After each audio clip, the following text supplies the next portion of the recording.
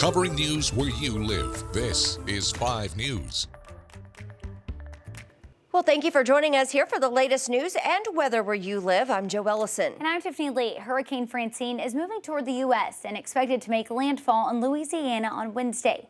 Winds and heavy rains are likely to cause damage. Yeah, people there already preparing with sandbags, closing storefronts, and some leaving their homes. The hurricane will also impact our weather here in Arkansas and Oklahoma. We'll get to Zach with more on that in just a minute. But first, crews will help restore power lines after the storm. With more on standby, linemen in Arkansas and Oklahoma with Electric Cooperatives of Arkansas and OG&E, they're sending nearly 200 line workers and utility vehicles to Louisiana. Now, for a look at what will happen with Hurricane Francine, we're turning to our partners with the Weather Channel for more. Paul Goodlow is in New Orleans with the latest. This morning, New Orleans is waking up to a tropical storm warning, but also now a hurricane watch because of Hurricane Francine on the way throughout the day. Right now, no rain, but we expect that to change as we head on towards the daylight hours, and the heaviest rain coming through as we head this afternoon into this evening. The good news is it's a quick hitter. Bad news is it could bring perhaps 3 to 5 to even 8 inches of rain here with hurricane force wind gusts in the area. Because that center now forecast to stay west of us, we also see that enhanced risk of tornadoes, not only here across New Orleans, much of southeast Louisiana, and that threat extends into coastal Mississippi, even areas of Alabama for that risk of tornadoes. Always a risk when you have a landfalling tropical storm or a hurricane. In New Orleans, Paul Goodlow, the Weather Channel. All right, let's go ahead and take a check with meteorologist Zach Scott. Where, Zach, could Hurricane Francine maybe cause some showers in parts of our area? Yeah, certainly could get a few spotty showers in our area. The further east you go in the natural state, the better the chance you're going to see thicker cloud cover and more shower activity, and certainly even some breezier conditions. Good news is it is going to be weakening rapidly as it works north up the Mississippi River. But again, for those that have interest in Louisiana, they're likely going to take a direct hit from a potentially low-end Category 2 hurricane. It's a high-end Category 1 right now. Again, heavy rain, storm surge, strong winds. Those are going to be felt along the Louisiana coast as it moves north overnight. And through the day on Thursday, it will be weakening, but with these tropical systems, they still bring a lot of tropical moisture, and they're going to try to wring out every bit of that moisture it can. Heavier rain, eastern Arkansas, 1 to 4 inches of rainfall possible here, especially as you work closer to the Mississippi River. Further west, there's always a very sharp gradient of rain to no rain, but you can already see here bands to Wednesday morning already moving in to parts of southern Arkansas. You can see the scattered clouds and deep moisture producing a few sprinkles. So we think that's what we could see. We could see a few isolated bands of showers try to work in. Temperatures for your Wednesday going to be in the mid-80s, very similar to Tuesday. Humidity is up for the first time in a handful of days, but overall we're not talking about extreme muggy conditions. You just notice the air is not as dry as it had been the last few days. Warmest areas of 5 country today going to be topping out around 87, 88 degrees.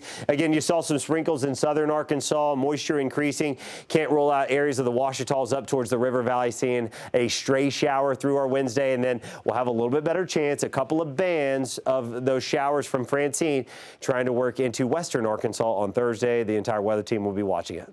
All right, thanks for that, Zach. Well, finding a place to park at Fayetteville High School is a frustration for some students, staff, and the district that have dealt with this for years. The superintendent says adding a parking garage could help solve this issue. One proposed site is on the west side of the high school, but that location has a tree preservation easement, and some residents say that they're concerned all the trees would have to be removed.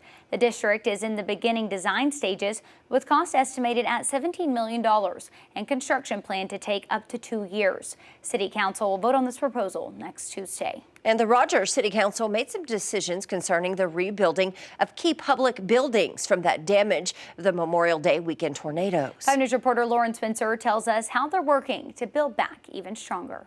Our estimates are somewhere around $33 million in damage to city facilities itself. So that's going to be a lot of work. Tuesday night, the Rogers City Council agreed to have 3 construction companies and 3 architecture firms handle its storm recovery. That's in an attempt to kind of close the gap on this and say we've got a team that is going to be nimble and ready to move. Nearly every facility, with the exception of City Hall, sustained some type of damage. The storm hit key buildings like the Rogers Public Library, Victory Theater, and Northwest Park, which was only open for about 3 months.